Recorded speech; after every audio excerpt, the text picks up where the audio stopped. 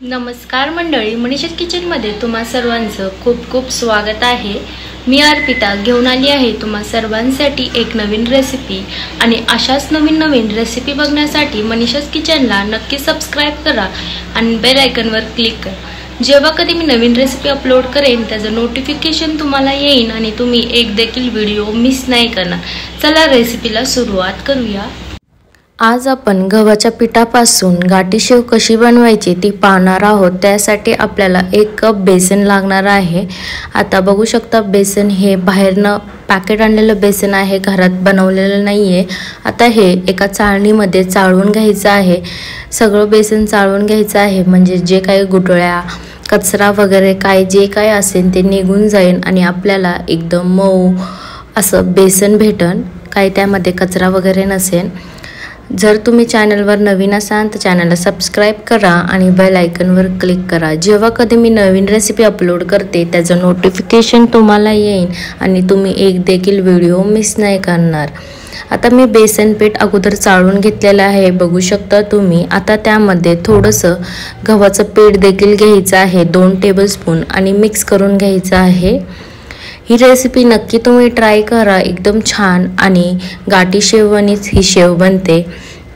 चाळून झालेला आहे, आता एकदा मिक्स करून घेऊया। आता त्यामध्ये चवीनुसार मीठ घालायचं आहे, हळद घालायची आहे आणि ओवा चोळून घालायचा आहे। असाच घालायचा नाहीये, चोळून घातल्यामुळे त्यातलं जे फ्लेवर आहे ओव्याचं ते छान येतं शेवमध्ये।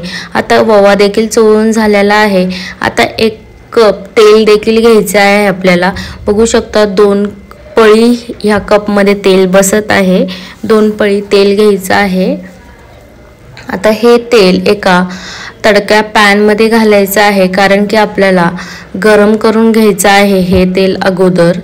आता मी हे तेल गरम करून घेते, बघू शकता तेल गरम करून झालेलं आहे एकदम कडकडीत। आता त्यामध्ये खायचा सोडा घालायचा आहे थोडासा, बघू शकता बबल्स आलेले आहे, अशा प्रकारे व्हायला पाहिजे, त्यामुळे आपली शेव खुशखुशीत होते। आता हिंग देखील घालायची आहे। आता हे जे आपण तेल, हिंग व सोड्याचं बॅटर तयार केलेलं आहे ते आपल्याला ह्या बेसन पिठावर घालायचं आहे आणि चांगलं बेसन पीठ मिक्स करून घ्यायचं आहे। अगोदर मिक्स करून घ्यायचं आहे चांगलं, हळद, मीठ, ओवा जे काय आहे ते।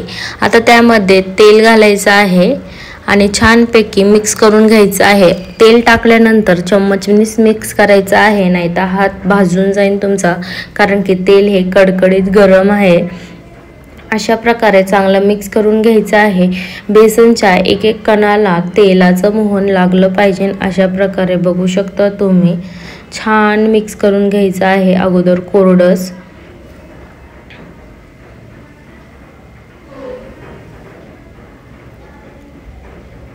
बघू शकता मिक्स करून झालेले आहे। आता पाणी घालायचं आहे, पाणी हे थोडं करून घालायचं आहे आणि मिक्स करायचं आहे।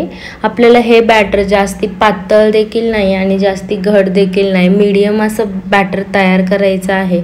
थोडं पाणी घालून अशा प्रकारे मिक्स करायचं आहे। जे काही गुठळ्या वगैरे असतील त्या काढून टाकायच्या आहे, बघू शकता तुम्ही। अशा प्रकारे मिक्स करून घ्यायचं आहे। आता आपल्याला थोडं अजून पाणी लागणार आहे, कारण की बॅटर आपलं घट्ट आहे। थोडंसं अजून पाणी घालायचं आहे, अजून 1 कप, आणि मिक्स करून घ्यायचं आहे।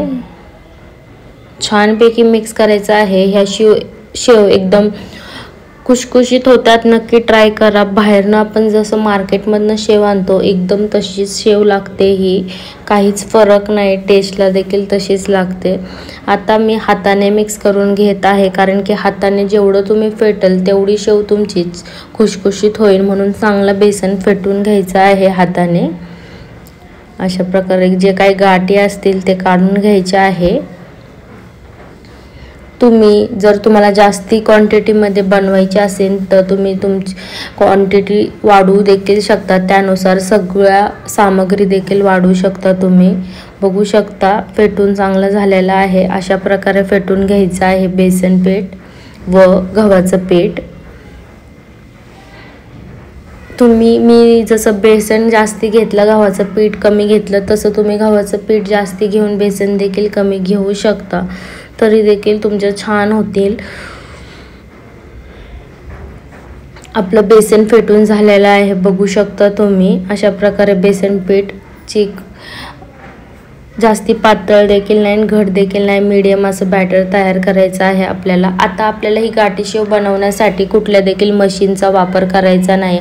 अशा प्रकारे एक प्लॅस्टिकची बॅग घ्यायची आहे. आता ही बॅग एका ग्लासमध्ये घालायची आहे. बॅगचा एक कोपरा घालायचा आहे, एक कॉर्नर ग्लासमध्ये, आणि अशा प्रकारे उलटी करायची आहे ग्लासमध्ये ती बॅग. आता त्यामध्ये सारण भरायचं आहे. एका कॉर्नरमध्ये सगळं सारण भरायचं आहे.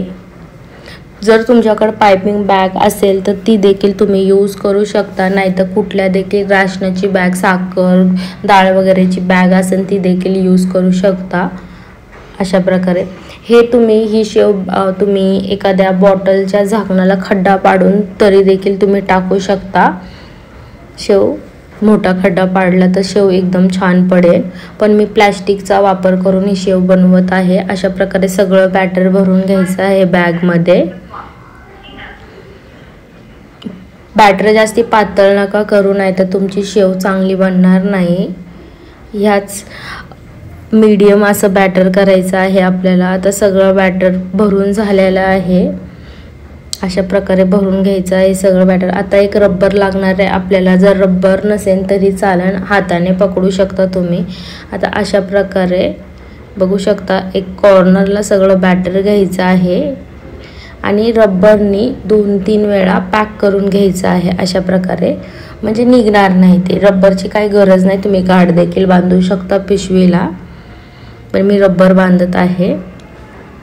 आता तुम्हाला जेवढी जाड पाहिजे आहे शेव तेवढं तुम्ही कट करू शकता. बघू शकता अशा प्रकारे कट करायचं आहे आपल्याला.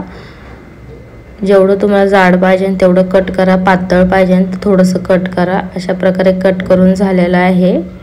आता कडकडीत तेल गरम करायचं आहे. तेल गरम झालं की गॅसचा फ्लेम मीडियम करायचा आहे आणि अशा प्रकारे शेव करायची आहे. ही शेव झाल्यानंतर आपण तुकडे करणार आहोत. अशा प्रकारे अगोदर गोल गोल शेव पाडून घ्यायची आहे. बघू शकता किती बबल्स आलेले आहे.